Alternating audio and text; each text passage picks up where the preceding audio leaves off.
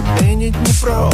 Київ, місто невелике, ми зустрінемось в метро. І зранку знову ниряю у підземні тунелі, і несе мене до тебе ця криклива канітель. І бачу ті самі джинси, і той рюкзачок, і від радості зжимаю у кишені кулачок. Ще чоловік 50 у вагон забігає, мене розмазують по тобі, ніби маслом коровай. І я чекаю в душі на зупинку Хрещатик, щоби вибратись наверх і навіть пози не міняти. Ми цілий день так сиділи, говорили і курили, пахли димом і любов'ю, говорили і курили. Потім люди прийшли і до нас підсіли, ми посунулися, трохи говорили і курили. І їли ми пиріжки, томатним соком запили, і з червоними вусами говорили і курили. Потім трохи помовчали.